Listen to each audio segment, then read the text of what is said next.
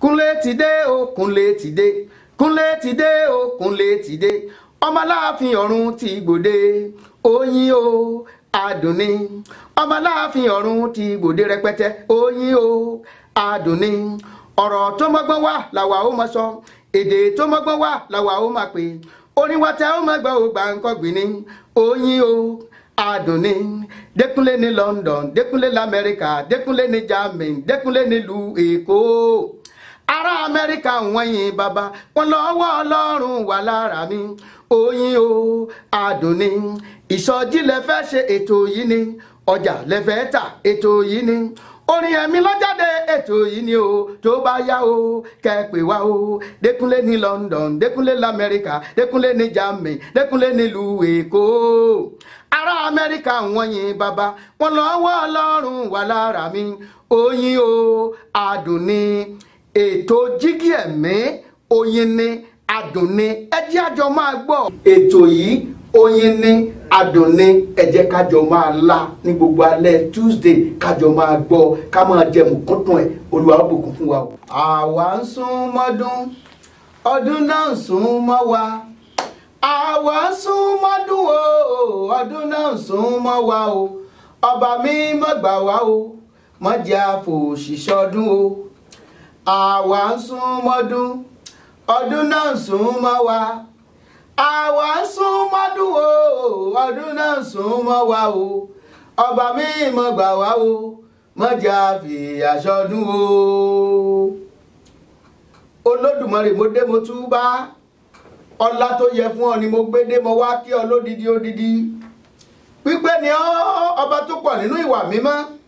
Oníbú ọlá oníbú ọrẹ tí ń bẹ lálákejì. Bí mo fẹ́ gbẹgbẹ̀rún àwọn kí ọ, bí mo fẹ́ gbẹgbẹ̀rún àwọn kí ọ. Ọba mímọ́ ẹ lágbára ẹ pọ̀jù bá ń lọ níbi gíga. Ọlọ́run o, ojúmọ́ mọ́ oúnjẹ ìyìn ni mo ṣe bẹ́ẹ̀ ni mo sì mọ́pẹ́ wá. Mo dá àfin ẹ̀mí mímọ́, orin mímọ́ mímọ́ tí mo gbọ́ sétí ló gbé mi yọ síwájú Olúwa. Òkè tí mo gbójú sí, mo rí ìmọ́lẹ̀ ńlá tó ń taṣọ funfun nẹ́nẹ́ tó ṣẹ̀yọ nínú agbára. Mo rádé iná, mo ráhán idà, mo rírun funfun bí ẹ̀gbọ̀n òwú, mo rí bàtà idẹ tí ń kọ yanranyanran. Àmì tí mo rí kọjá àmì lásán, mo wólẹ̀ f'Èdùmàrè. Àpẹẹrẹ tí mo rí, àpẹẹrẹ ìyanu ni, ó lágbára ó ju bíntín lọ. Ìgbà yìí ni mo mọ̀ pé a ti kúrò nínú ara, a ti wà nínú ẹ̀mí. Orí òkè mímọ́ la dé, ohun gbogbo tí mo gbọ́ sétí orin mímọ́ mímọ́ ni. Bó ṣe adáàrin gbùngbùn òkè, ìtẹ́ ńlá kan bẹ níbi àrà ńlá lọ́jẹ́, ó ní ńlá ju gbogbo ìtẹ́ tó kù lọ. Ẹni àgbà tó jókòó lórí ìtẹ́ bí òkúta jaspi òun sáàdì lórí. Òṣùmàrè tó tayé ìtẹ́ tí mò ń wí ká bí òkúta emeradi ńlọ́jọ. Yàtọ̀ sí ìtẹ́ àárín gbùngbùn, ìtẹ́ mẹ́rìnlélógún tún yí ìtẹ́ àárín gbùngbùn ká. Àwọn àgbà mẹ́rìnlélógún tó jókòó lórí ìtẹ́ ọ̀hún, àwọn ní adé wúrà lórí, wọ́n sì wọṣọ àlà funfun gbò kanlẹ̀ láì lábùkù. Ẹ̀wẹ̀, mo tún rí ẹ̀dá mẹ́rin ọ̀tọ̀ọ̀tọ̀, àwọn tún yàtọ̀ sí gbogbo ẹ̀dá tó kù pátápátá. Èkíní rí bí kìnìún, èkejì rí bí ọmọ màlúù, ẹ̀kẹta òun ní ojú bí tàwa ènìyàn, ẹ̀dá ìkẹrin òun dàbí idì tí ń fò. Àwọn ẹ̀dá mẹ́rẹ̀ẹ̀rin ni wọ́n ní ìyẹ́ mẹ́fà mẹ́fà tó kún fún ojú ní gbogbo ara. Àwọn kì í sinmi, àtọ̀sán àtòru ni wọ́n ti ń kọrin. Orin tí wọ́n ń kọ ni wípé mímọ́ mímọ́ mímọ́ Olúwa Ọlọ́run Olódùmarè tó ti wà tó sì ń bẹ tó tún ń bọ̀ wá. Àwọn àgbààgbà mẹ́rẹ̀ẹ̀rìnlélógún, àwọn ń fadé wọn lélẹ̀ wọ́n sì ń túbá. Ẹgbẹ́ orin tí wọ́n ń kọ. Olúwa ìwọ ló yẹ láti gbọ́lá láti gbogbo àtagbára, nítorí pé ìwọ ló dá ohun gbogbo. Mímọ́ lórí ìjìnlẹ̀ tí mo gbọ́ sétí, mo tún wólẹ̀ f'Èdùmàrè. Tó Ọlọ́run ọba náà lajú bàbá yìí. Ọlọ́run ni a kọ́kọ́ fi ìbá wa fún lórí ètò wa. Ètò kan gbọ̀n tó ti di ìlú mọ̀ọ́ká ní gbogbo jákèjádò àgbáyé ní káwé, nítorí àwọn èèyàn ń wò lórí íńtánẹ́ẹ̀tì, èèyàn ń wò lórí YouTube. Òun náà la fún wa ń kí gbogbo wa wípé kí àlàáfíà Ọlọ́run kó máa bá gbogbo yín gbé níbi tí ọwọ́jà afẹ́fẹ́ yìí dé. Inú ilé tẹ́ ti ń gbọ́ mi lálẹ́ yìí, mo ní àlàáfíà yín yọ́pọ̀ bí odò ṣíṣàn. Nínú ilé tẹ́ ti ń gbọ́ mi lálẹ́ yìí, tí a ti wọ inú oṣù kejìlá yìí pẹ̀lú ayọ̀ àti àlàáfíà láti lu ọdún yìí.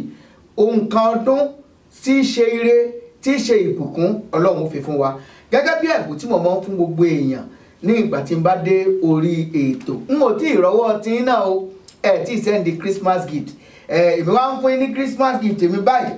Mo ń sọ àwọn nǹkan kan tí ò gbọ́dọ̀ bá wọnú ọdún tuntun, tí ò gbọ́dọ̀ bá wọ inú ọdún tuntun. A gbọ́dọ̀ dojúkọ ẹ̀mí kan ká tó wọnú ọdún tuntun tí ò gbọ́dọ̀ bá wọ̀ ó náà ni ẹ̀mí tí kì í jẹ́ èèyàn ní àṣeyọrí. Ẹlòmíì láti January sìn tó bá ka ní èjì ẹ̀ta tí èèwọ̀ December kò tí ì rí nǹkan kan pé nǹkan báyìí. Nínú ohun gbogbo àyìn Ọlọ́run lógo àdúpẹ́ ẹ̀mí o àdúpẹ́ ẹ̀mí, ṣùgbọ́n ẹ̀mí kan wà tí ń bá àwọn èèyàn jagun, ẹ̀mí tí máa ń mú èèyàn lọ bẹ́ẹ̀ tí máa ń mú padà bẹ́ẹ̀. Orílẹ̀-èdè tó wù kó ti máa gbọ́ mi, ìpínlẹ̀ tó wù kó ti máa gbọ́ mi, ohun tí a jẹ́ àfojúsùn ẹ ó ní wípé kó wá sí ìlú yẹn kó wá ṣe rere, kó wá rí àánú gbà, kó wá ní àṣeyọrí. Ṣùgbọ́n ogun kan wà tí ó fẹ́ kó láṣeyọrí, Olúwa máa já ìgbà kúrò lọ́wọ́ ogun yẹn. Àwa gbàdúrà, Olúwa ọwọ́ tí ọ̀tá náà sínú ayé mi pé kí n má ní àṣeyọrí jẹ́ kọ́wọ́ náà gbẹ dànù lónìí. Olúwa fàánú já mi gbà kúrò lọ́wọ́ ẹ̀mí má láṣeyọrí èyí tí ọ̀tá ní kó máa tẹ̀lé mi. Gbogbo òjìji tí ń tẹ̀lé mi tí ń dí àṣeyọrí mi lọ́wọ́ jẹ́ kó dìjì náà kó lana, jẹ́ kó dòkú. Àwọn gbólóhùn àdúrà tó gbà nìyẹn. Arábìnrin kan wà tí wọ́n ń pè ní Naomi, òun àti ọkọ rẹ̀ tí ń jẹ́ Elimeleki wọ́n gbéra wọ́n lọ sí ìlú kan nítorí pé èèyàn mú ní ìlú wọn bí èèyàn ṣe mú ní ìlú ọ̀pọ̀lọpọ̀ tí ọ̀pọ̀lọpọ̀ náà tí wọ́n wá ṣe àtìpó ní ìlú mìíràn. Wọ́n wá gbéra kúrò ní Bethlehem ti Judea, wọ́n wá lọ sí ìlú kan tí wọ́n ń pè ní Moabu. Nígbà dé ìlú tí wọ́n ń pè ní Moabu yẹn, wọ́n lọ pẹ̀lú ọmọ méjì, àwọn ọmọ wọn méjì kan, ìkan jẹ́ Maloni, ìkan jẹ́ Eklon, orúkọ àwọn méjèèjì sáwà, wọ́n ní ọmọkùnrin méjì. Nígbà tí wọ́n sì dé ìlú yẹn, ọkọ bá fò sánlẹ̀ kọ̀pẹ́, ọkọ kú. Ọkọ àwọn ọmọ méjì, mo rò pé àwọn ọmọ méjì náà àwọn náà bá ṣàfẹ́yàwó, yóò jẹ́ káwọn náà ṣe kí ni, wọ́n di citizen, wọ́n níwé ìgbélú, wọ́n ṣe gbogbo ẹ̀, wọ́n fẹ́yàwó, wọ́n láya gẹ́gẹ́ bí ọkùnrin. Tá bá pè ní ìrètí àwọn arábìnrin yìí, àwọn ọmọ méjèèjì náà sì tún fò sílẹ̀, wọ́n tún fò sánlẹ̀, wọ́n tún kú. Bó bá wo ọ̀rọ̀ Ọlọ́run dáadáa, tó wo ọ̀rọ̀ Ọlọ́run dáadáa nínú ìwé onídàájọ́, wàá rí. Bó bá ka ìwé onídàájọ́, bó bá ka láti ẹsẹ̀ kìíní sí ìkẹfà, wàá rí àwọn nǹkan tí à ń sọ yìí. Ẹ̀yin ará mi nínú Olúwa, nígbàtí àwọn méjèèjì ìwé Ruth orí kìíní ẹsẹ̀ kìíní sí ìkẹfà ó ní níta ń sọ̀rọ̀ yìí, ibẹ̀ ló wà. Nígbà táwọn ọmọ méjèèjì kú, ọkọ kú, wọ́n wá gbọ́ wípé ìlú wọn mọ̀ tí ń dára o, ọrọ̀ ajé wọn ti wà ókè o. Naomi bá gbéra, ó lóun padà lọ. Bẹ́ẹ̀ bá ka ẹsẹ̀ 19 sí 21, wọ́n bá gbéra páwọn padà lọ ìlú wọn ní Juda àti Bethlehem. Nígbà tó dé, gbogbo èèyàn dúró láti wẹ́kọ̀mù ẹ̀ wípé ó mọ̀ káàbọ̀ o. Ṣé Naomi, wọ́n wá tún bira wọn léèrè pé ṣé Naomi rèé sá? Ṣé Naomi lélẹ́yìí? Ó dàbẹ̀ wípé bóyá kò jọ Naomi mọ́. Ó wá sọ fún àwọn ènìyàn, ó ní ká má pe oní Naomi mọ́, ṣùgbọ́n ká má pe oní Mara, tó túmọ̀ sí ìkorò. Ìyẹn ni pé orúkọ tí ń jẹ́ tẹ́lẹ̀ adùn ni, ayọ̀ ni wọ́n ń pe orúkọ ẹ̀. Ṣùgbọ́n ó ní adùn yẹn ò ṣiṣẹ́ fóun o. Ó nítorí pé òun lọ ní ọ̀pọ̀, òun sì padà lófo. Ẹ̀mí tí máa jẹ́ kí èèyàn padà lófo tí ń ba ayé mi rìn, Olúwa náwó agbára rẹ bá mi já kúrò, pín wa níyà, kò gbọ́dọ̀ bá mi wọnú ọdún tuntun. Àwọn kan wà tẹ́lẹ̀ pé ńgbà tí wọ́n kò lé, wọ́n fojú sìn wọ́n jáde pé ẹ má bá fà á, bó ṣe lọ ló máa bọ̀, gbogbo ẹ̀mí bó ṣe lọ ló máa bọ̀, tá a ní kó máa tẹ̀lé mi, Olúwa fi iná lé padà. Tá a lálágbára tó ní mi ò ní rógolò lájò, tá a lálágbára tó sọ ìlú Amẹ́ríkà tí mo wà ìdogun fún mi. Olúwa Ọlọ́run ẹ̀mí mímọ́ dáná sun pẹpẹ mọ́ láṣeyọrí tí wọ́n gbé kalẹ̀ nítorí tèmi, jẹ́ kó lana. Olúwa jẹ́ kó lana. Ọwọ́ mọ́ṣáláṣeyọrí tí wọ́n nà sí mi, Olúwa jẹ́ kó gbẹ dànù. Fàánú já mi gbà kúrò lọ́wọ́ ẹ̀mí mọ́ṣáláṣeyọrí. Ọ̀pọ̀lọpọ̀ wọ́n ti bẹ̀rẹ̀ ìrìn àjò yẹn, omi ti wọ ìlú yẹn ti pẹ́, nǹkan lé náà ni. àfi kí Ọlọ́run kó fọ́ májẹ̀mú ẹ. Ẹlòmíì ó lè jẹ́ májẹ̀mú ni, ó lè jẹ́ àjogúnbá nínú ìran tí orí nǹkan rẹ̀ tọ́ka sí. Kí la lè sọ wípé ohun tí Naomi mú bọ̀ ní ìrìn àjò. Wàá tún gbàdúrà yìí gẹ́gẹ́ bí ọkùnrin yẹn kú sájò tọmọtọmọ. Olúwa má jẹ́ n kú sájò ìrìn àjò tí mo wà, má jẹ́ n kú sínú ẹ̀ bí mo ṣe ń wọnú ọdún tuntun yìí. Olúwa tí mo fẹ́ wọnú ọdún tuntun yìí, ẹ̀mí tí ó pa mí sájò má jẹ́ ó nípa lórí mi. Ìrìn àjò tí ń lọ tí ń ní bọ̀ má jẹ́ kí n dáwọ́lé, má jẹ́ n dáwọ́lé. Ìrìn àjò tí màá lọ tí mi ní rọ́jà ògo náà má jẹ́ n dáwọ́lé. Olúwa fàánú já mi gbà tọmọtọmọ, má jẹ́ káwọn ọmọ mi ó lọ sí ìrìn àjò tí à ní padà bọ̀ wálé. Olúwa fẹ̀jẹ̀ rẹ bò mí, sàmìyè rẹ sí mi bí ọdún ṣe ń lọ sópin. Olúwa yóò dáàbò rẹ bò ẹ́, yóò dáàbò rẹ bò ẹ́, yóò dáàbò rẹ bò ilé rẹ. Wàá sì rí tiẹ̀ ṣe, wàá rógo náà o, wàá rọ́jà ògo tiẹ̀ náà ná, wàá rógo lò lórúkọ ti Jésù Kristi Olúwa wa, àmín. Mo wá tún mú ẹ̀bùn kan pàtàkì wá nítorí pé bí mo ṣe wà lé agbára lónìí wọn ò dá wá. Mo lálejò ńlá kan, ẹja ńlá ni tí mo gbé wá sórí ètò lónìí. Ẹ gbọ́ wìnrìnwìnrìn lónìí. Ọ̀pọ̀lọpọ̀ wa ò mọ tí wọ́n ń pè ní ìyìn. Ẹ sì mọ̀ wípé èèyàn máa ń gbé ètò odidi ìsìn kalẹ̀ tó jẹ́ pé ìdúpẹ́ ní ọ̀jẹ̀ ọpẹ́. Mo rántí bàbá kan àwọn kan gbógun tì í nígbà kó tì í bàbá yẹn kàn délé Olúwa mọ̀ ṣe wọn torí àwọn ẹni ìmọ̀ ń bá mi jà mo mọ̀ dúpẹ́ o. Nígbà tí ilé ìmọ̀ wọn bá ránṣẹ́ wá ẹ lọ́mọ̀ báyìí tó mọ̀ gbógun tì í lánàá. Ìṣe ni mọ̀ ń dákú tí ń dájì, ìṣe lọ́mọ̀ wà nù wàhálà. Bàbá wa ní àmọ́ tí ìgbàdúrà kan ń pa ìṣe la mọ̀ ń dúpẹ́ lórí ọ̀rọ̀ ẹ o. Báwo la ṣe lè dúpẹ́ lórí ọ̀tá tí ọ̀tá ó sì panu mọ́? Ìránṣẹ́ Ọlọ́run tí yóò bá wa sọ̀rọ̀ tí a gbà wọlé báyìí nísìn á jẹ mùkúntùn ẹ̀ gidi gan. Ẹ má jẹ́ tí ìbẹ wọ́n gbà bá wọlé ẹ rí wọn. Kúnlé ọba Aláàfin ọ̀run lèmi jẹ́ lórí ètò Jígí Ẹ̀mí gẹ́gẹ́ bí ìṣe wa látago 9 alẹ́ ìdàgò 10 alẹ́ gbogbo alẹ́ Tuesday lórí ABN television channel 15.9. Mọ̀ ń bọ̀ ẹ̀jẹ̀ dókè lọ́hùn.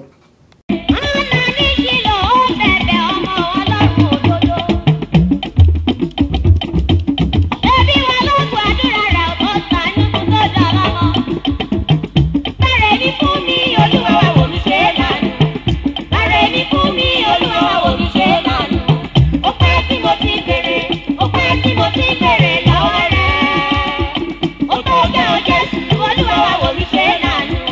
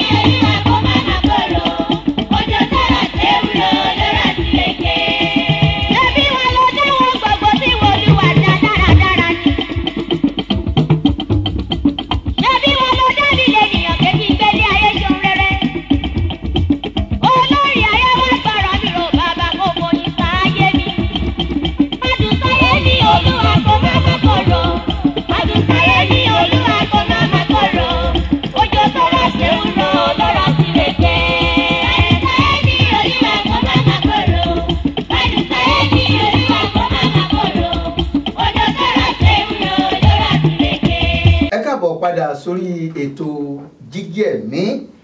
Abala jígí ẹ̀mí la wà yìí.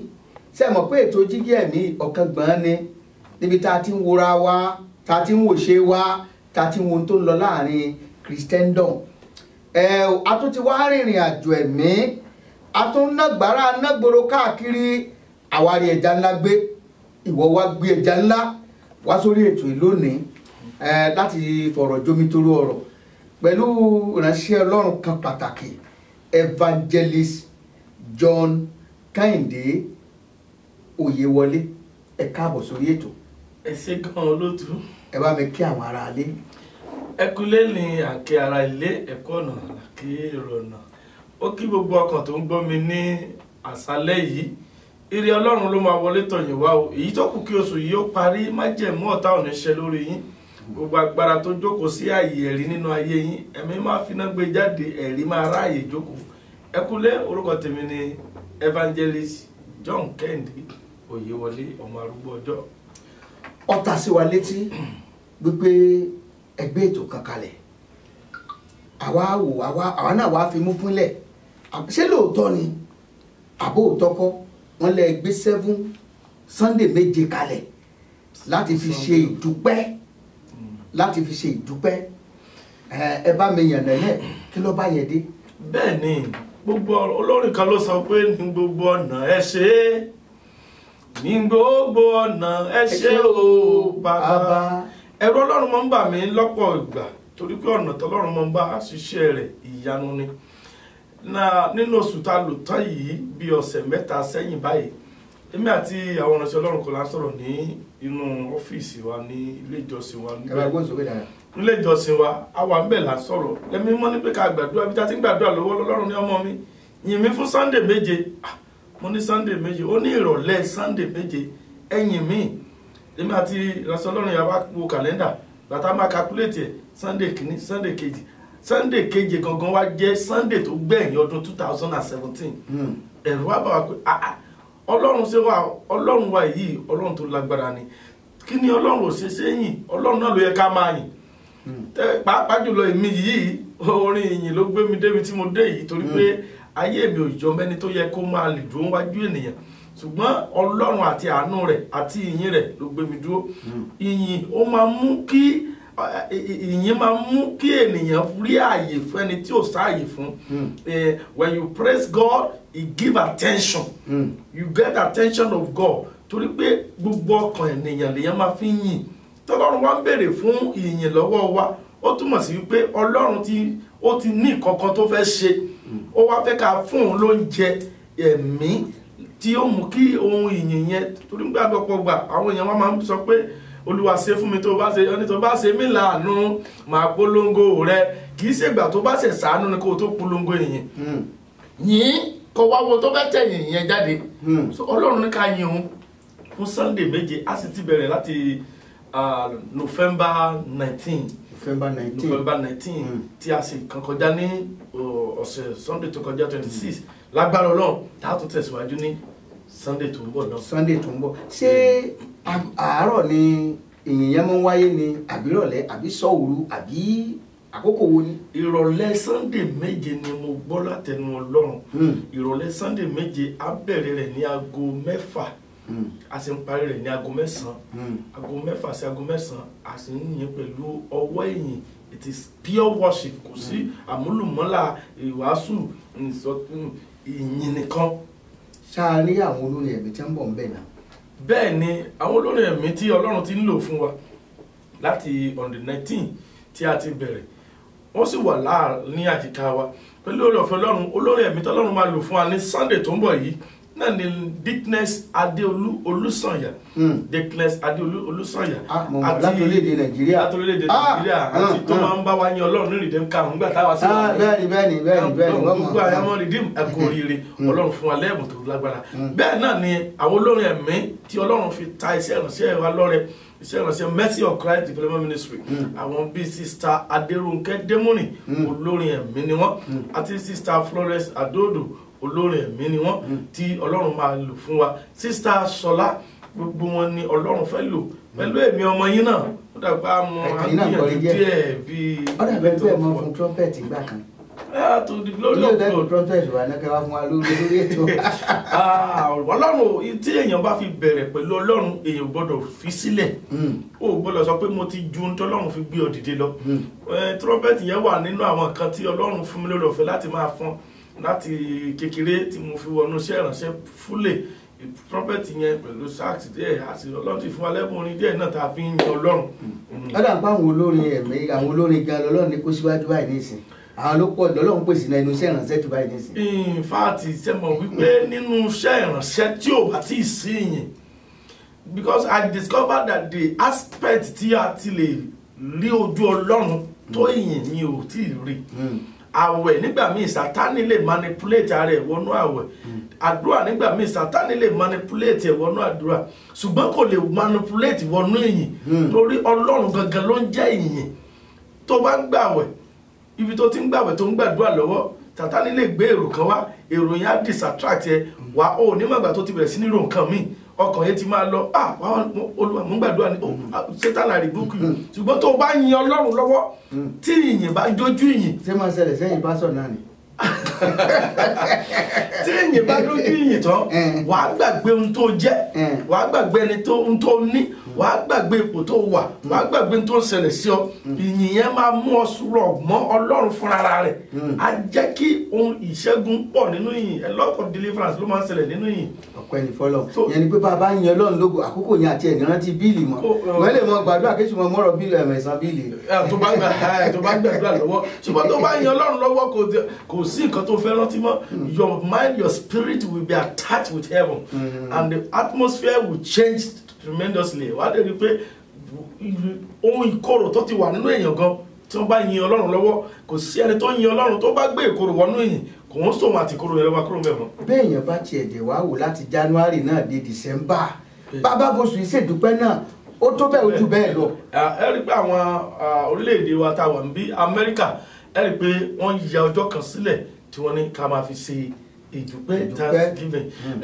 Bẹ́ẹ̀ wọ́n mú láti inú Bíbélì náà ni àwọn tó pilẹ̀ṣẹ̀ orílẹ̀-èdè yìí àwọn ló ti ń fi àyè yẹn sílẹ̀ pé ó yẹ ká máa dúpẹ́.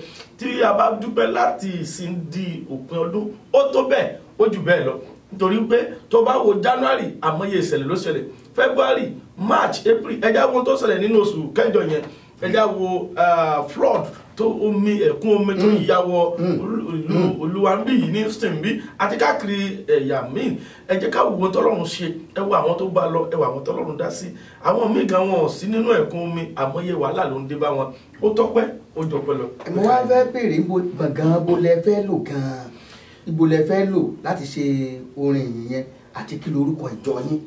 Orúkọ iṣẹ́ ìránṣẹ́ tí arúgbó ọjọ́ gbé lé mi lọ́wọ́ èmi ọmọ yín náà ni à ń pè ní Mercy of Christ Development Ministry, orí òkè àánú. Ó wà ní nọ́mbà 873 Dulles Avenue, Suite A, Stafford, Texas 77477.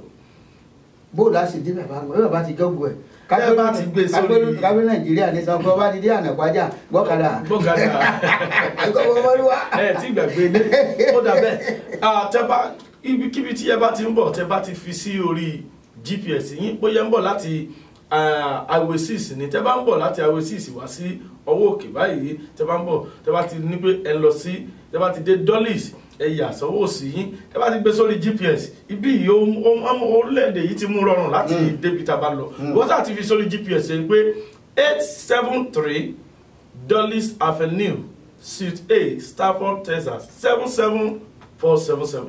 ó máa gbé débẹ̀ gan gùn. ọ̀pọ̀ ènìyàn kan lè fẹ́ bá yín sọ̀rọ̀ báyà wọ́n fẹ́ béèrè ìbéèrè lórí àwọn àkókò ìyìn yẹn àbẹ́tí ẹ̀fẹ́ káyọ̀ gbàdúrà fún wọn ṣé lórí ọ̀fẹ́ láti gbọ́ nọ́mbà yín kẹ́ bá mi sọ nọ́mbà yín fún wọn. Fún àǹfààní àwọn tí ẹ bá fẹ́ pe èmi ọmọ yín àbúrò yín àbí ọ̀rẹ́ yín, orúkọ mi lẹ́ẹ̀kan sí ni Evangelist John Kẹ́hìndé Oyèwọlé ọmọ arúgbó ọjọ́. Nọ́mbà tí ẹ lè pè mí sí ni 346 971 1877 346 971 1877. òun náà ni nọ́mbà tí ẹ pè Pásítọ̀ John Kẹ́hìndé Oyèwọlé láti ìjọ Mercy of Christ Development Ministry tó wà ní nọ́mbà 873 Dulles Avenue, Suite A, Stafford, Texas 77477. Ibẹ̀ náà ni wọ́n kalẹ̀ sí. Ẹ ṣeun pé a pè yín wípé ẹ tilẹ̀ jẹ́ wa. A mọ̀ wípé táàmì náà ó táìtì púpọ̀.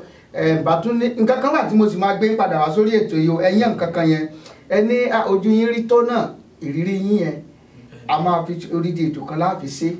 Torí ọ̀pọ̀lọpọ̀ máa ń rò wípé ọmọ ń rọrùn náà pé kéèyàn jẹ́ iṣẹ́ ìránṣẹ́ kó bẹ̀rẹ̀ iṣẹ́ ìránṣẹ́ ò pé ọmọ kékeré yìí náà ṣe lè lẹ́sìn pẹ́ẹ́sì sá.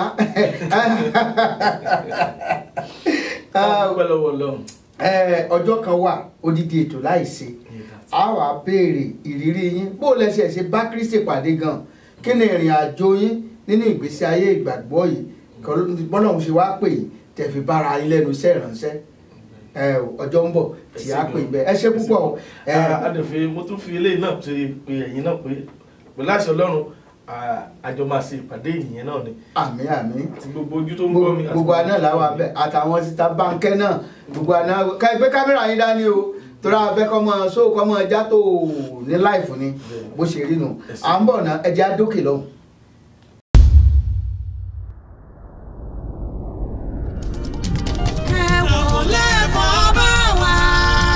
I Am That I Am Congress 2017. Ìjọ Mercy of Christ Development Ministry tuntun dé gẹ́gẹ́ bí ìṣe wọn lọ́dọọdún pẹ̀lú àjọ̀dún ìmíní tí ń jẹ́ ìmíní.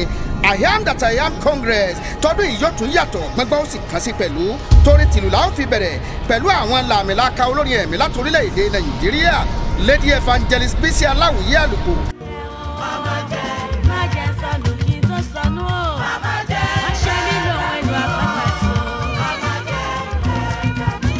Lady Evangelist Bísí Àdùnbárìn.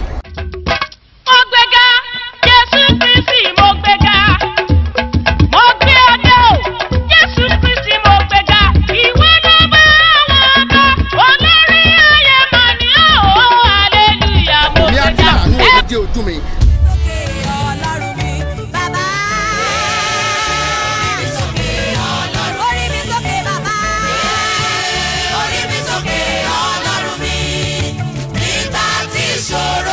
Pásítọ̀ Kúnlé ọmọ Aláàfin ọ̀run pẹ̀lú yóò forin ewì dábìrà.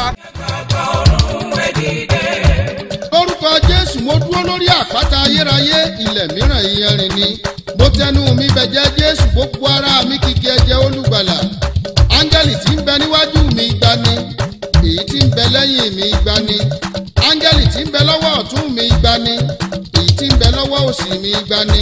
Àwọn akọrin ológo Mercy of Christ Development Ministry àwọn gan ọ̀gbẹ́yìn ògbóǹtarìgì ìránṣẹ́ Ọlọ́run láti orílẹ̀-èdè Nàìjíríà Prophet Augustine Olúwatìmẹ́yìn yóò gbóhùn àdúrà sókè pẹ̀lú àṣẹ ìpè bàbá olùgbàlejò gan fúnra rẹ̀ Evangelist John Kẹ́hìndé Oyèwọlé ọmọ arúgbó ọjọ́ gan ti kíra rẹ̀ sílẹ̀ bí ìbọn pẹ̀lú àwẹ̀ àti àdúrà tó gbóná jẹjẹn iná fẹ́ ju àrá fẹ́ sátìgbó ti dùn fẹ́ mì tìtìtìtìtì agbára Ọlọ́run fẹ́ gbé ogun ayé rẹ̀ mì kálọ́ kó yá tètè máa bọ̀ wá pàdé arúgbó ọjọ́ tí ń jẹ́ ìmíní bẹ̀rẹ̀ láti ọjọ́ kẹta sí ọjọ́ kẹsàn-án oṣù keje ọdún 2017 ní gbẹ̀gàn ńlá ti Mercy of Christ Development Ministry tó wà ní nọ́mbà 873 Dulles Avenue Suite A Stafford Texas 77477 láago méje ìrọ̀lẹ́ lójoojúmọ́ àmọ́ tó bá wá di ọjọ́ kẹfà tí í ṣe ọjọ́ Thursday àkànṣe ní aago 10 òwúrọ̀ oníṣẹ́ ó bẹ̀rẹ̀ lọ́jọ́ náà kánsẹ́lì ó wà láago kan ọ̀sán ọjọ́ keje oṣù keje ìṣọ́ òru la ó fi ṣe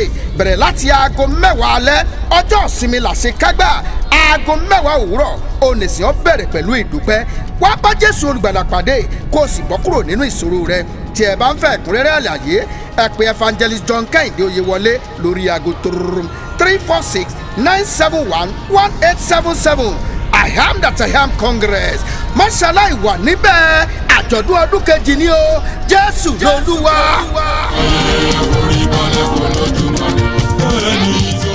Ẹ káàbọ̀ padà sórí ètò wa jígí ẹ̀mí ẹ̀yin náà tẹ́ ṣì wà létẹ̀ tí ìdarapọ̀ mọ́ wa bíjọ yín náà bá fẹ́ darapọ̀ mọ́ ètò yìí ẹ láǹfààní nítorí pé ètò yìí ó wà fún gbogbo ìjọ Ọlọ́run pátápó ẹ mọ́ rò pé bóyá ìjọ kan ló wà fún gbogbo ìjọ Ọlọ́run pátá gbogbo tẹ́ ẹ fẹ́ ṣe tẹ́ ẹ fẹ́ polówó nínú ìjọ yín ẹ fẹ́ kó di ìlú mọ̀ọ́ká orí ètò yìí ni jígí ẹ̀mí ńlá pé ohun tó ń ṣẹlẹ̀ láàrin Christendom ojú ẹ̀mí ńlá fi ń wò ní ibi bàbá yìí náà bá wá ní nǹkan kan tẹ́ ẹ fẹ́ ká gbọ́ ń pa ẹ̀ wá polówó ẹ̀ lórí ètò yìí ẹ ṣe rẹ́kọ̀dù jáde ẹ wá polówó ẹ̀ ẹ ṣe ìwé jáde tẹ́ mọ̀ wípé yóò jẹ́ àǹfààní fún àwọn ọmọ Ọlọ́run ẹ wá polówó ẹ̀ lórí ètò ẹ fẹ́ ṣètò kan jọ yín ẹ wá polówó ẹ̀ lórí ètò yìí ẹ láǹfààní àti pè mí náà lórí 281-857-3658 281-857-3658 ẹ̀yin tẹ́ ń wò wá lórí YouTube tẹ́ wà lẹ́yìn odi Amẹ́ríkà ẹ láǹfààní àti fi +1 sí +1 281-857-3658 ní abala jígí ẹ̀mí tòní kí la fẹ́ dígbéyẹ̀wò ní ìmọ̀ bàbí tá a bá lè bá dé ni nǹkan méje bíbélì sọ fún wa nínú ìwé Pétérù kínní orí 5 ẹsẹ̀ 8 ó ní ẹ máa ṣọ́ra ẹ máa wà lé àìrékọjá nítorí èṣù ọ̀tá ẹ̀yin ó ń búramúramù ọwọ́ ẹ̀ tí ó pàjẹ́ kiri àwọn nǹkan méje kan wà tí onígbàgbọ́ gbọ́dọ̀ ṣọ́ra ń pa ẹ̀ òun náà ni mo fẹ́ bẹ̀rẹ̀ sí ní yànnà náà láti òní lọ àwọn nǹkan méje tí onígbàgbọ́ gbọ́dọ̀ ṣọ́ra fún tí o gbọ́dọ̀ ṣọ́ra gidigidi tó jẹ́ wípé tó o bá ṣọ́ra tó o fi àdúrà tọ́ tí àwọn nǹkan méjèèje yìí tó bá fi di ìmúṣẹ nínú ayé ẹ wàá láyọ̀ láyé yìí wàá tún láyọ̀ lóde ọ̀run wàá di aṣẹ́gun láyé Ọlọ́run á sì gbé ọ débi tó yẹ kó dé láyé bẹ́ẹ̀ náà ni wàá tún make heaven wàá jogún ìjọba ọ̀run tó o bá lè ṣe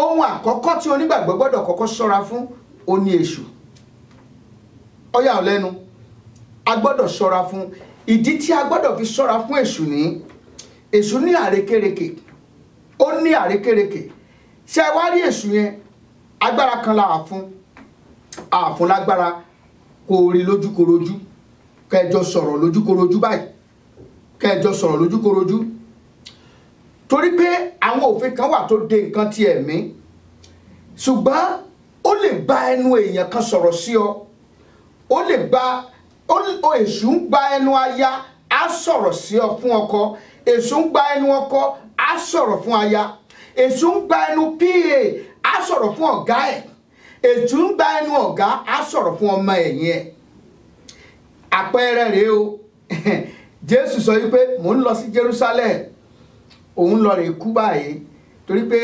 a ti fi òun lé àwọn ẹlẹ́ṣẹ̀ lọ́wọ́ kóun lọ kú òun á sì jíǹde ní ọjọ́ mẹ́jọ gbogbo nǹkan tí Jésù ń sọ yẹn ó fẹ́ lọ mú ìlérí Ọlọ́run ṣẹ ni Pétérù ní àgbẹjọ pé ó ní kúkú kankan Jésù dẹ ó ní Olúwa bá owó Sátánì sẹ́wọ̀n pẹ́ẹ́nu Pétérù ló ti gbà sọ́jáde ọba sọ́jáde ni tí a bá wọnú Bíbélì lọ àwọn ibi kan tí mo rò wípé èṣù ti farahàn gan bí ọ̀gbagadè ojú lásán ò dẹ̀ rí ojú lásán ò rí nígbà tí àwọn ọmọ Ọlọ́run wọ́n péjọpọ̀ sí ibì kan wọ́n ní èṣù náà wá wà láàrin wọn àwọn èèyàn orí wọn Ọlọ́run wá rí Ọlọ́run wá sọ fún pé ìwọ èṣù níbo ló wà òyìn pé mo rí ọ ó ní òun lọ sókè òun lọ sódò káàkiri ni kò ní bùgbé ìdí ẹ̀sà gbọ́dọ̀ kíyèsí ara fún kò níbi kan pé là ń gbé ń lọ káàkiri lọ sókè lọ sódè lórílẹ̀‐èdè ayé ni ó sì ń wá ẹni tí ó mú ó sì ń wá ẹni tí ó pàjẹ́ ẹ ṣe mọ̀ wípé bó ṣe wá wà láàrin àwọn ọmọ Ọlọ́run rí gbọ́n wá fi sí Dáfídì lọ́kàn láti lọ ka àwọn ọmọ Ísírẹ́lì láti ṣẹ̀ sí Ọlọ́run èṣù ló ṣe ó fi kò lè lọ lójú táyé ṣùgbọ́n á fi sí èèyàn kan lọ́kàn ibì kan tó ti farahàn nígbà tí Ọlọ́run àti ẹ̀ wọ́n pàdé níbì kan Ọlọ́run wá pé ó ní ìwọ Sátánì èwo ló ń ṣe kiri Ọlọ́run sì ń lọ sókè lọ sódò náà ni Ọlọ́run wá fi ọmọ kan yan gàn ó ní òòrí Jóòbù rẹ́sẹ̀ mi ó rí ó ní mi rẹ tó dàbí rẹ ó ìsìní wo fi Jóòbù lẹ̀ ó fi Jóòbù lẹ̀ bó ni Jóòbù ṣe fẹ́ bó ló ṣe fẹ́ ṣe ọ gbogbo nǹkan tẹ́ kó ní lóní olówó olọ́lá ó ní gbogbo ẹ̀ ọwọ́ àrò pé yóò bọ̀hùn ó ní blue passport ó ní gbogbo everything gbogbo ilé gbogbo ọ̀rà ló ń jẹ ok Ọlọ́run wá lókè jáde wo ó lóun yọ̀ǹda ó ní ìwọ̀gbà àwọn kan yẹn Ọlọ́run wá sọ pé òkè òun nìyẹn ṣùgbọ́n bẹ̀mí ẹ̀ lé olówó nítorí ọba lè ṣe ṣùgbọ́n ní ọ̀fẹ̀mí rẹ̀ lé ọ lọ́wọ́ ní gbogbo nǹkan bá bẹ̀rẹ̀ sí ní dàrú ìdí ẹ̀ nìyẹn tí àwọn nǹkan bá polúkúrú mu súngbà míì wọ́n fi wèrè bọ́ lọ́run lẹ́jọ́ ẹ̀gbọ́n tí Jóòbù sọ nínú gbogbo wàhálà yẹn ni ó ní èèyàn lè gbáre kọ́ mọ́ gba ibi ọjọ́ kan bí òun làwọn ẹ̀kọ́ àyẹ̀ fi kọrin wípé ọjọ́ tí o ti ń jẹ tí o ń jẹ ní àjẹyó ọjọ́ tí o kò rí jẹ má ṣe fi wèrè bọ́ lọ́rùn rẹ ènìyàn kò lè gbáre kọ́ mọ́ gba ibi ọjọ́ kan ènìyàn á lè gbá bí kọ́ mọ́ gba ire bí o oore rẹ̀ máa pọ̀ mélòó la ó kà oore Ọlọ́run pọ̀ lórí wa ṣùgbọ́n èṣù á fẹ́ wà ní oore yẹn á fẹ́ sọ tiẹ̀ jáde ìdí ẹ̀ la fi gbọ́dọ̀ kíyèsára tájẹ́ẹ̀tì èṣù láti mú ọ̀sẹ̀ ni láti mú ẹ kùnà láti mú ọ kó ṣe àṣìṣe kò sí ibi tí èṣù ò lè gbà láti fi ara hàn ènìyàn yẹn ni wípé èṣù jẹ́ alárekérekè á sì lo àrékérekè yẹn ẹ bá wo Jẹ́nẹ́sísì orí 3 wọ́n ní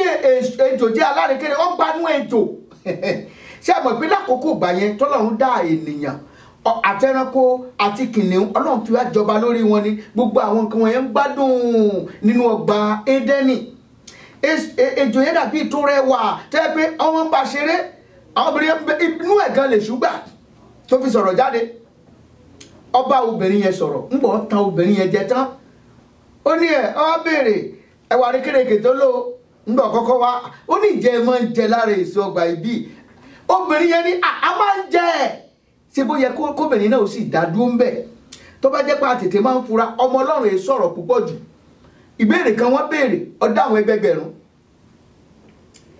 a máa ń jẹ búburú a máa ń jẹ ṣùgbọ́n èso ìmọ̀ rere kan tó wà láàrin ọgbà yẹn Ọlọ́run ni a máa jẹ èso níyẹn gángan ni ẹ yẹ kẹ́ ẹ máa jẹ ju Ọlọ́run mọ̀ wípé ìjọ ẹ̀ bá ti jẹ́ pé ẹ̀ ní kú kankan wípé ọjọ́ yẹn náà lójú orí yín máa pé ẹ̀yin náà wàá dàbí Ọlọ́run ọ̀fẹ́ kẹ́ ẹ bá ń dọ́gba ni ìjòwú yín ni èṣù bá tàn ọba fún bó ṣe fún bó ti jẹ èso báyìí ògo tó bò tẹ́lẹ̀ ògo yẹn sì disappear ó wá rí i pé oníṣèwọ̀n náà rí i pé òwò lẹ́wà ó smart ó sáré gbèlú oníṣòwò pé òwò lẹ́wà òun náà rí pé òótọ́ ni ọba fún ọkọ ẹ̀ jẹ bọ́kọ ẹ̀ náà ṣe jẹ́ nìyẹn náà bá rí pé àwọn òwò ọjọ́ yẹn lògo fi wọ́n sílẹ̀ má jẹ́ kéṣù tàn ọ́ láti mú kí ògo rẹ kó parẹ́ má jẹ́ kéṣù tàn ọ́ láti mú kó o jẹun èèwọ̀ tí ó ba ògo jẹ́ mọ́ ọ lára gbogbo nǹkan tẹ́sù máa fi hàn ẹ jẹ́ ká tún wá wo ibi tó ti bá Jésù pàdé tẹ̀bá wòwe Mátíù orí 4 nígbà tí Jésù lọ sínú aginjù láti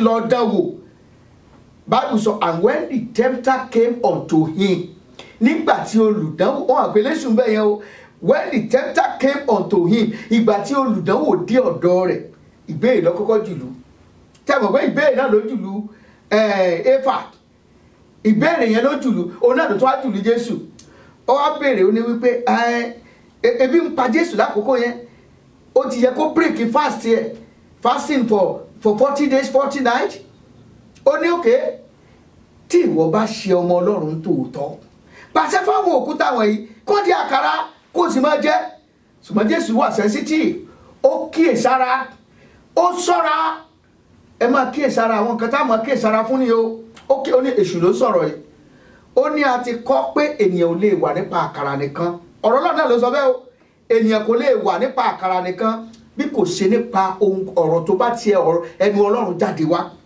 èṣù wá wò pé ọkùnrin gẹ́ẹ̀tì mi ń bì ọba tó fà lọ sókè nígbà ó fà lọ sókè sẹ́mà kó tirẹ̀ ọdọ́gbọ́n tán lọ sókè ẹ̀jẹ̀ lọ sókè nígbà dókè yẹn ó ní wọ́n bá bí kó tún máa sọ̀kalẹ̀ láti bí ní ìsìn ó ní sórí pé ibi yìí ọ̀gá òkè ìga ó ní òṣè bẹ́ sílẹ̀ àṣà àti kọ́nù ìwé sáàmù wípé yóò pàṣẹ fún àwọn áńgẹ́lì rẹ̀ nítorí rẹ̀ wọ́n gbé ọ sókè lé ọwọ́ wọn kí ìwọ má bàa fi ẹsẹ̀ rẹ gún òkúta ṣé àwọn gbàgbọ́ sínú bẹ́ẹ̀ tó tọ́ Jésù tún rán létí ó tún rántí pé ìwọ kẹ̀ àti kọ́ pé ìwọ kò gbọdọ̀ dán Olúwa Ọlọ́run rẹ wò èso wò pé tó oníjà tó gòkè lọ wọ́n tún lọ sókè fíofíó ọwọ́ àfi gbogbo ìjọba ayé hàn gbogbo ọlá àwọn olówó àwọn ọlọ́lá àwọn ọlọ́rọ̀ ó ní wo gbogbo nǹkan wọ̀nyí ìkáwọ́ mi ló wà sákàn sálùtì ni kọkàn tẹríba fún mi kò pé bàbá Sátánì kẹgbẹ́ o ọ̀tá òun yọ̀ǹda ẹ̀ fún ọ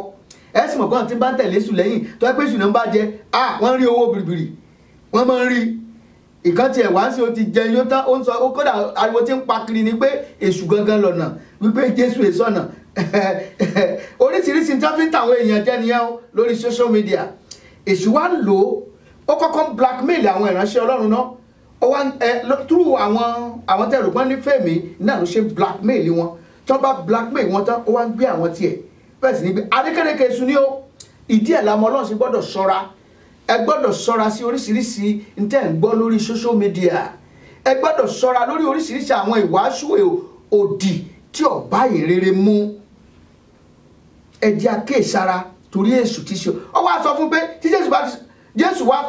Jésù wá ní holy anger ó ní padà lẹ́yìn mi lórúkọ ìwọ Sátánì padà lẹ́yìn mi ó lásà àti kọ́ pé olúwa Ọlọ́run rẹ ní kíwọ kó máa forí balẹ̀ fún òun náà ní kíwọ kó máa sìn ìdí ẹ̀ nìyẹn tọ́mọ Ọlọ́run gbọ́dọ̀ mọ ọ̀rọ̀ Ọlọ́run gbọ́dọ̀ máa gbé nínú ẹ ọ̀rọ̀ Ọlọ́run gbọ́dọ̀ máa gbé nínú ẹ kíwọ náà kó jẹ́ ògidì onígbàgbọ́ ohun àkọ́kọ́ tó gbọ́dọ̀ máa ṣọ́ra fún kó sì máa kíyèsára fún ó ní èṣù ọ̀tá ẹ̀mí yìí kò síbi tí èèwà ìmọ̀ oríṣiríṣi àrékérekè ọpọlọ lókórí ẹ̀ kò sí tí ò lè dà ẹlòmíì á dì sí ìfọ̀ ẹ̀ kò ní lọ church á ṣàwá nǹkan kan ni ẹni tí ò wá church láti bí oṣù kan yúrí nǹkan wí á rí excuse wí á jẹ́ kó o ṣe nǹkan ìwà ìṣòdodo á dẹ̀ mọ́ fún ọ ní ìdánilójú wa máa kó tiẹ̀ wa máa dára ẹ láre wípé I did it because of this thing system tí mo wà náà ni God will understand tàbá wà Rome á sì bí Rome tàbá wà kíní ó ti lọ tán jìnnà sọ́lọ́hún èṣù ló tàn ọ́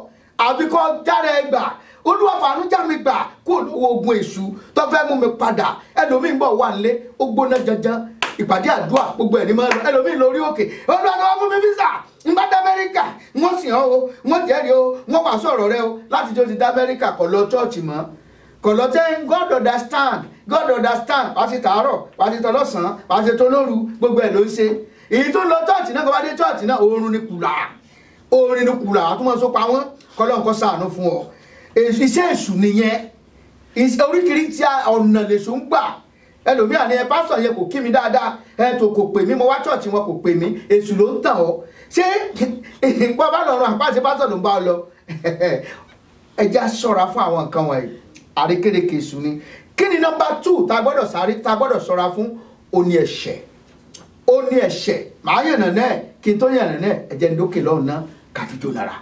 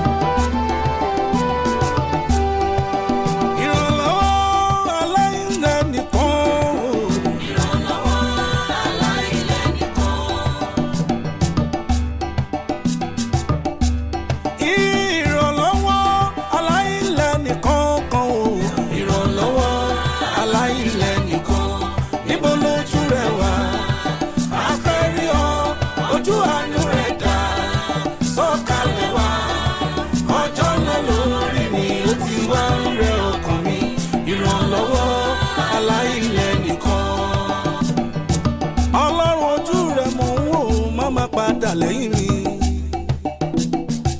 Ire mi tí ń bẹ ní gúúsù tàbí láríwá, èyí tí ń bẹ ní ìlà oòrùn tàbí níwọ̀ rẹ̀, gbà wọ́n fún mi bàbá o níbi táyé fi sí. Ọjọ́ ń lọ lásìkò ìṣàánú mi, tó bá lọ pẹ́ jù ayé àṣeyẹyẹ mi, òde wúrí mi. Ọjọ́ ń lọ lásìkò ìṣàánú mi.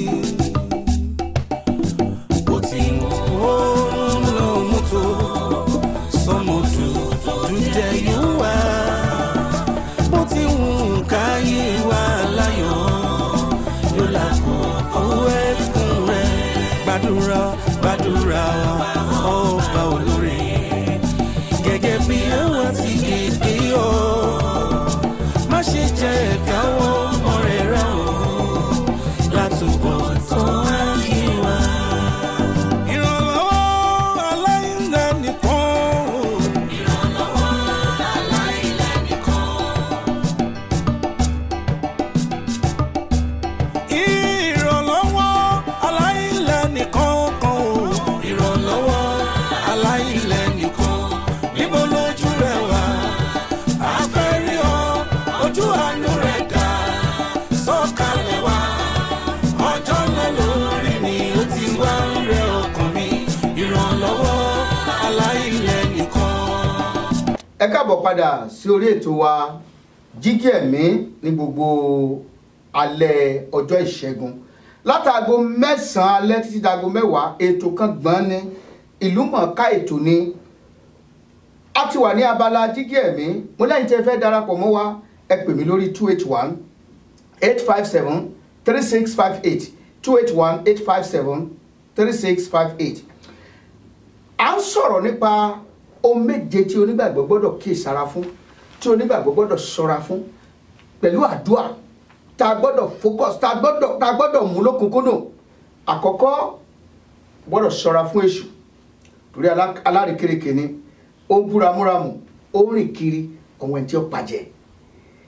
Èkejì, ọmọ Ọlọ́run gbọ́dọ̀ ṣọ́ra fún ẹ̀ṣẹ̀. Kí ni à ń pè ní ẹ̀ṣẹ̀? Ẹ̀ṣẹ̀ ni rírú òfin Ọlọ́run. Ẹ̀ṣẹ̀ ò ní rírú òfin Ọlọ́run. Kí ni à ń pè ní ìwà mímọ́? Ìwà mímọ́ ò ní gbígbọ́ràn sí òfin Ọlọ́run. Simple. Holiness o kìíní kan is just obey the will of God. Simple. That is the definitions of holiness. Ẹ̀ṣẹ̀. Ẹ wá wo bí tí báwo lèèyàn ṣe lè bọ́ lọ́wọ́ ẹ̀ṣẹ̀.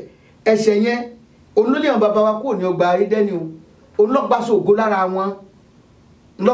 lára wọn. Tó di tí olúkálùkù ń ṣọ́ọ̀bù káàkiri inú ayé ìsìn. Ẹlòmíì kó lórílẹ̀-èdè rẹ̀ ọwá sórílẹ̀-èdè míì ó ṣọ́ọ̀bù. Kò yẹ ká máa ṣọ́ọ̀bù báyìí. Ẹ̀ṣẹ̀ ló fà á. Ẹ̀ṣẹ̀ ni. Bíbélì dẹ̀ wá sọ fún wa tá bá wo ìwé Róòmù orí 6 ẹsẹ̀ 13 ó ní ikú ní èrè ẹ̀ṣẹ̀. Ó ní ṣùgbọ́n ẹ̀bùn ọ̀fẹ́ Ọlọ́run ní ìyè tí kò ní pẹ̀kun nínú Kristi Jésù Olúwa wa. Bẹ́ẹ̀ bá sì tún wá wo ìwé Jákọ́bù orí 1 ẹsẹ̀ 15 ibi tí ìfẹ́ tí ẹ̀ṣẹ̀ ti bẹ̀rẹ̀ lélẹ́yìí o. Ó ní ó bẹ̀rẹ̀ látòbí ìfẹ́kúfẹ̀ẹ́. Ó nígbà tí ìfẹ́kúfẹ̀ẹ́ náà bá dàgbà á lóyún. Ó nígbà tí ìfẹ́kúfẹ̀ẹ́ náà bá lóyún tán á bí ẹ̀ṣẹ̀. Ẹ̀ṣẹ̀ náà nígbà tó bá dàgbà tán á bí ikú. Ó bẹ̀rẹ̀ láti bí ká kọ́kọ́ bẹ̀rẹ̀ sí ní ìfẹ́kúfẹ̀ẹ́. Á bẹ̀rẹ̀ sí ní ìfẹ́kúfẹ̀ẹ́. Ó bẹ̀rẹ̀ lórí kò burú jù. Ọmọ ẹ̀ máa dáa o. Ọ̀sán wo bẹ́ẹ̀ ni ìyàwó tiẹ̀ wà lé o. Ọ̀sán wo ṣe ìṣàdánwò lélẹ́yìí báyìí. Kò burú jù ọlọ́mọdé olùgúdẹ. Ọ̀pọ̀lọpọ̀ ẹlòmíì wọ́n ti pàṣẹ ẹ̀ṣẹ̀. Wọ́n ti kó sínú ọ̀gbun àìnírètí. Ọkọ̀ àyànmọ́ wọn ó ti yí dandé sínú kòtò nítorí ẹ̀ṣẹ̀ dídá. Mo ti sọ̀rọ̀ kan fún ipa obìnrin kan rí ní orílẹ̀-èdè Nàìjíríà. Ó kọ́lé tó pàjàn ilé méjì ní ilé àwòsífìlà ní. Ó sì ní àwọn ṣọ́ọ̀bù kànjànkànjàn ní òkè àárín. Ó sì láwọn tí ń gbé báàgì mọ́mì. Tó bá ní Nàìjíríà wọ́n máa ń to fóònù tẹ̀lé wọn lẹ́yìn ni. Mọ́mì ṣe máa délé lóhùn akọ́kọ́ mélé bóyá pẹ̀rẹ̀ mo máa fi ru fóònù tẹ̀lé. Mọ́mì ẹgbà ẹnìkan ló ń pè yìí. Wọ́n á fún wọn ní fóònù á ní mi ìfẹ́ gbọ́ tẹni yẹn ọkọ̀ bá mi hánsà ẹ̀. Irú kò tó wà lélẹ́yìí. Ṣùgbọ́n gbò di àkókò kan obìnrin sì wálẹ̀ dóò. Ilé méjèèjì pẹ́ún ọkọ̀ pẹ́ún àwọn ọmọ kò sí mọ́. Ó wá dẹ̀ntí ń gbàárù jẹun ní my 12 ṣé mo my 12 inú ẹ̀rọ̀fọ̀ ni o tí ó ru ẹrù mọ́mọ́mọ́. Ǹjẹ́ màmá kí ló dé? Báwo ni wúrà dídára ṣe di báyìí? Ó ní olùṣọ́ àgùntàn ó lóhun tó ṣẹlẹ̀ sóhun lélẹ́yìí. Òun bá mọ́ friend kan pàdé ọjọ́ tí àwọn ti jọ ní àjọṣepọ̀. Ọjọ́ náà ló ń ti ṣàkíyèsí wípé nǹkan ọ̀dàn mọ́rán mọ́ ló di pé òun ò mọ̀ sí lẹ́nu iṣẹ́ òun mọ́. Bóun bá gbọ́wọ́ lé ọjà yìí gbèsè ló máa jẹ́ bóun gbọ́wọ́ sọ lóye ọwọ́ 419 ló máa gbẹ́ wọ́n ti mú ògo ẹ̀ lọ. ẹ̀ṣẹ̀ ló pa yẹn o, ẹ̀ṣẹ̀ just ìgbádùn ìṣẹ́jú 5 péré ó sì pa ògo mọ́ lára. ibi tí ọmọ nígbàgbọ́ tí ẹni tí a bá kíyèsí àwọn nǹkan wọ̀nyí wà á rí pé wà á láṣeyọrí láyé wà á dẹ̀ láṣeyọrí lọ́run. ẹ̀ṣẹ̀ ó bẹ̀rẹ̀ pé kò burú.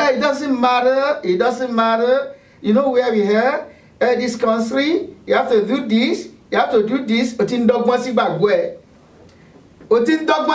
ẹ àfi kọ́ ló ń ṣàánú fún ọ o. ẹ jẹ́ á padà sínú bíbélì, ẹ jẹ́ á padà wá sí ọ̀dọ̀ ẹsẹ̀ àgbélébù. ọ̀pọ̀lọpọ̀ ti gbé Kristi sẹ́gbẹ́ kan wọ́n wá gbé èṣù wọ̀. àṣà obìnrin kan gbà kan iná ìjà oníwọ́wọ́wọ́ máa bá ìjà rẹ́kẹ́rẹ́kẹ́ ó ló máa bọ́ gbàlà sẹ́gbẹ́ kan ni òun á bá ìjà rẹ́kẹ́rẹ́kẹ́ tí Jésù bá dé bá ń bẹ̀ ń kọ́. ọ̀pọ̀ ẹlòmíì ti pa bíbélì dé wọ́n ti gbé jù sẹ́gbẹ́ kan wọ́n wá gbé aṣọ èṣù wọ̀ 419 kórì wọn. ẹlòmíì irọ́ ń bẹ ní agbárí ẹ̀, irọ́ ti ń bẹ lórí ẹ̀ ó ju tèṣù lọ. tẹ́lẹ̀ èṣù ní father of liar, tó bá wá father of liar gan òun gan lè jẹ́ father Sátánì. nígbà tó wà ní bisonet lọ́wọ́ o ó ní bí mo ṣe wà ní Dallas ni mo wà, Dallas mo ti ń sọ̀rọ̀ ẹ̀ lè rí mi lẹ́nìí. irọ́ dẹ̀ ló ń pa, ó dẹ̀ wà bisonet nítòsí wá mí nítòsí bí ló dẹ̀ wà. ìṣe ilé tún ti gbé wọn débí. ẹ̀ṣẹ̀ nìyẹn, ẹ̀ṣẹ̀ yẹn ó wá máa tóbi lọ díẹ̀díẹ̀, yóò máa tóbi lọ nígbà bá yá á bẹ̀rẹ̀ sí ṣe fraud, á bẹ̀rẹ̀ sí nílò fraud oríṣiríṣi. ẹlòmíì àtúndéwájú pásọ̀ á tún parọ́, ẹ̀rù tí ẹ̀ bá ọ́, ẹ̀rù ò bá ọ́. wọ́n parọ́ níwájú Pétérù wọ́n kú ni. àti rí Ọlọ́run fún láyé ìsìn o. ẹ jẹ́ ká bọ́sọ ẹ̀ṣẹ̀ kúrò, ẹ jẹ́ ká kó àwọn ìwà àtijọ́ yẹn tí bá ló ti dẹ̀dá ti tún ní wọ́n lòun àtijọ́ ti kọjá lọ, ajámọ̀ tó ti padà sí di ebi ẹ̀. a gbọ́dọ̀ ṣọ́ra fún ẹ̀ṣẹ̀ ó máa ń pani ni. ẹlòmíì wà kò ṣàgbèrè kò parọ́ kò jalè, ká lórónú iná nìkan òun pẹ̀lú ẹni tẹ́sí jọ láwọ̀ Christian brother Christian sister ni wọ́n sì pè wọ́n tó sẹ́tù ẹ̀ fún wọn. wọ́n bá tún jókòó wọ́n tó pàdé iwájú kínní. ó kí mi èmi náà kàn kí sá mi ò bá yàn sọ̀rọ̀ church o. bitterness yẹn sì wà nú ẹ tí Jésù tó bá bá ń bẹ̀ ọ̀daràn. bitterness yẹn unforgiveness, bitterness ìkorò ọlọ́mọdé ó ti ẹlòmíì lọ sọ́run àpáàdì, ẹlòmíì ọ̀gbádùn ayé yìí kò tún ní gbádùn ọ̀run.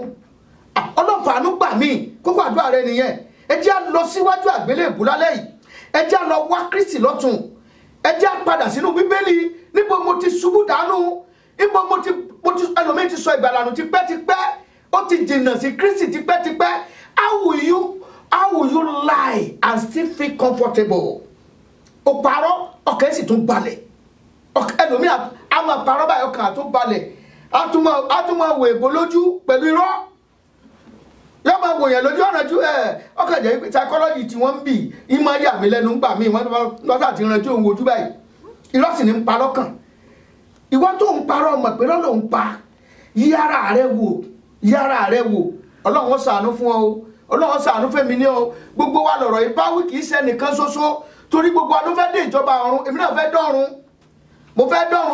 Ọlọ́run rán mi sí ọ ni. ètò ìyọ̀kan déédéé wá, Ọlọ́run fẹ́ràn rẹ.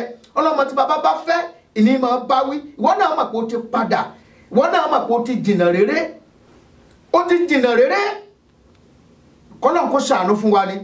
olójú ọmọ náà ta tiẹ̀ lè fẹ̀yìntì lẹ́nìí. bọ́ bá lòun lọ ni, bọ́ bá sọ pé mo ti ń lọ, ẹ jẹ́ kí ìsára ń padà bọ̀ ni o.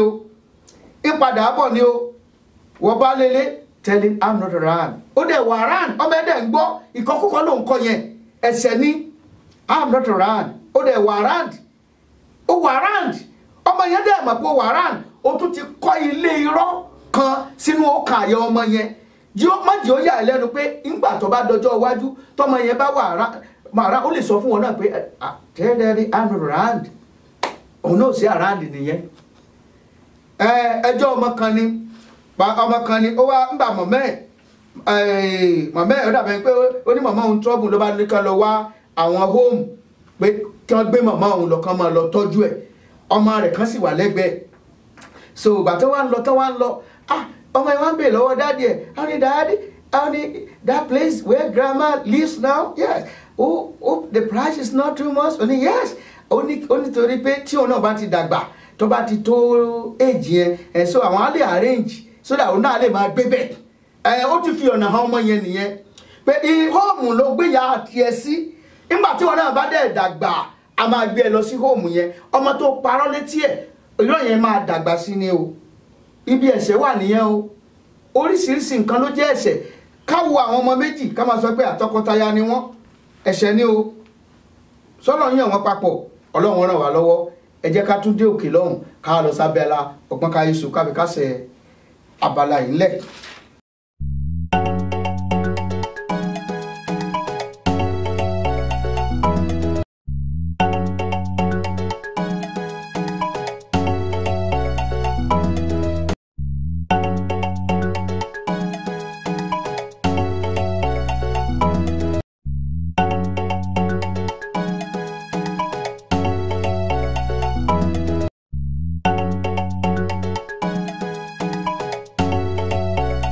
káàbọ̀ padà sórí ètò wa jíjí ẹ̀mí gẹ́gẹ́ bí ṣe wà ní gbogbo ọjọ́ mẹ́jọ mẹ́jọ ní gbogbo alẹ́ Tuesday bẹ̀rẹ̀ láti aago 9 dago 10 gbogbo ẹ̀yin tí ẹ fẹ́ dá sí ẹ láǹfààní àti sẹ́ndì àtẹ̀jíṣẹ́ yín sórí 281-857-3658 281-857-3658 kí ni ta fẹ́ kọ́ ní abala ọgbọ́n káyé so yìí òun náà ni wípé fi ọgbọ́n lo ìgbàgbọ́ rẹ àmọ́ fi ọgbọ́n kún ìgbàgbọ́ rẹ ṣe rí ọgbọ́n ta ní ká fi kún ìgbàgbọ́ wa yìí kì í ṣe ọgbọ́n àyíníke o tó yẹ lómi à sọ pé ọmọ ọ̀dọ́ náà sì fi ọgbọ́n ṣe ní tó ń fọgbọ́n ṣe yẹn ó lòdì sọ̀rọ̀ Ọlọ́run ṣùgbọ́n táwọn sọ wípé ní fi ọgbọ́n kún ìgbàgbọ́ rẹ ni wípé ẹlòmíì àkókò tó yẹ kó ṣiṣẹ́ kò ní ṣiṣẹ́ alóhun apply faith ni alóhun apply faith iṣẹ́ dẹ̀ wà ńlẹ̀ fún ọ láti ṣe òṣè àwọn ìgbésẹ̀ wà tó yẹ kó gbé ògbé ẹ jẹ́ kí wọ́n fún wa ní àpẹẹrẹ méjì kan ìkan nìyẹn bẹ́ẹ̀ yẹn ọ̀nà míì tí àwọn ènìyàn kò fi ọ̀pọ̀lọpọ̀ ti jẹ́ kí iyọ̀ kọjá ìgbàgbọ́ wọn iyọ̀ ọjà bí àpẹẹrẹ nísìn ọ̀ ń gba 1,600 táàmù sí 1,600 ńlọgbà lóṣù ọwọ́ lọ dàyàrán lé bí ọlọ́pọ̀ ọdún kékeré kan ọlọ́ọ̀ra lé àbí òye ọlọ́ọ̀ apply faith ni tó sì ní ìlépa kan ọwọ́ ò pé èló lọ́ọ́ máa san fún mọ́gẹ́jì lé yẹn ó ti kọjá income ẹ sọmọ pé wà kó rẹ sí wàhálà wọ́n òun apply faith ni ọgbọ́n kan tí tí mo tún yá ọ yẹn arákùnrin kan ó ṣe àṣemáṣe kan lọ́jọ́ kan gẹ́gẹ́ bí onígbàgbọ́ ò gbọ́dọ̀ dẹ́ṣẹ̀ onígbàgbọ́ gbọ́dọ̀ kíyèsára ṣùgbọ́n arákùnrin ó ṣubú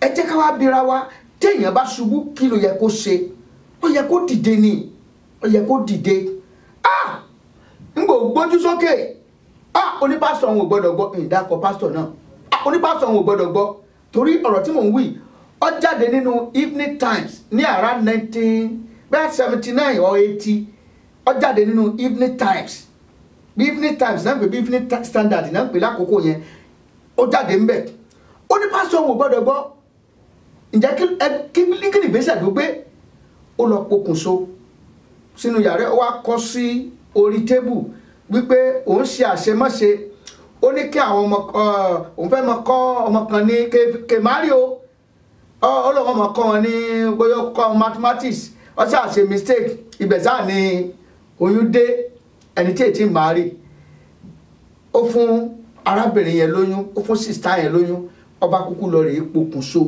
wípé pásítọ̀ òun ò gbọ́dọ̀ gbọ́ sọ́nà ọ̀dọ̀ Ọlọ́run tó ń lọ sí lọ́yẹ kọ́ gbọ́ ẹjẹ́ àbíra wa sọmọgbọ́n dání ìyẹn la fi sọ wípé fi ọgbọ́n kún ìgbàgbọ́ rẹ arábìnrin kan náà tó wà tó jẹ́ sista ẹ̀mí náà bá pé sista gangan ọ̀rọ̀ náà wá ṣe mistake ó lóyún kékeré kan kì í ṣe oyún tó tóbi kí láti ṣe báyìí pásítọ̀ mi ọmọ gbọ́dọ̀ gbọ́ ará kìnnì kan gbọ́dọ̀ gbọ́ kò sẹ́yún rí o sẹ́mọ̀ kò sẹ́yún rí sẹ́ràn àtàwé wọ̀ yẹn gbà mí gan àmọ́ farawé wọn o ọmọ ibi tí wọ́n rìn sí ló bá náà sá dọ́gbọ́n ó sá wípé ó sá dọ́gbọ́n ó ń wádìí bóun ni ẹ ṣe ń ṣe bó ṣe lọ rè sẹ́yún nìyẹn ibẹ̀ náà lọ́mọ bá kú kò ṣe dáadáa fi ọgbọ́n kún ìgbàgbọ́ rẹ̀ ó ní ẹni tí òye bá kù fún jẹ́ kó béèrè lọ́wọ́ bàbá ìmọ́lẹ̀ tí ń fi fún ni láì bá kankan fi ọgbọ́n kún ìgbàgbọ́ rẹ̀ mi mọ irú ipò tí ìwọ tó ń gbọ́ mi lálẹ́ ìwà o mi mọ ìgbésẹ̀ tó fẹ́ gbé o ìbá dáa kó o ro àròjinlẹ̀ ntí ọba yí ọ béèrè lọ́wọ́ àwọn tó ní ìmọ̀ tá a jẹ́ ọmọ náà tòótọ́ gẹ́gẹ́ bí n tí ó kọ́ wa bí èèyàn kan bá àmọ̀ràn kan pàápàá jùlọ lórí ọ̀rọ̀ ìgbéyàwó tó bá wá sọ́dọ̀ ìránṣẹ́ Ọlọ́run tàbí èèyàn kan ní ìṣòro kan tó o bá mọ tó wí fún un ní appointment kó padà wá tàbí kí wọn náà kó wá bẹ̀rẹ̀ sí ní ṣiṣẹ́ lórí nǹkan yẹn àwọn tó jù ẹ lọ béèrè lọ́wọ́ wádìí lọ́wọ́ wọn má sì yàn darí ara mi fi ọgbọ́n kún ìgbàgbọ́ rẹ ẹlòmíín jìyà lónìí torí pé ọgbọ́n ò sí nínú ìgbàgbọ́ ẹ̀ òye ò sí nínú ìgbàgbọ́ ẹ̀ ọ̀pọ̀lọpọ̀ nǹkan lọ́lọ́run fi fún wa tó jẹ́ wípé àwa ká ṣe fúnra ara wa ni a lot of things ló máa béèrè lọ́wọ́ Ọlọ́run tí ò ní dá ọ lóhùn torí pé ó fún ọ ní ipá láti ṣe ó ní I have gave you wisdom to make wealth ó ti fún ọ ní ọgbọ́n láti lọ́rọ̀ ọwọ́ ẹ̀ ló kù sí o má blame pastor ẹ má blame ẹnikẹ́ni má dẹ̀ blame ọ̀rọ̀ Ọlọ́run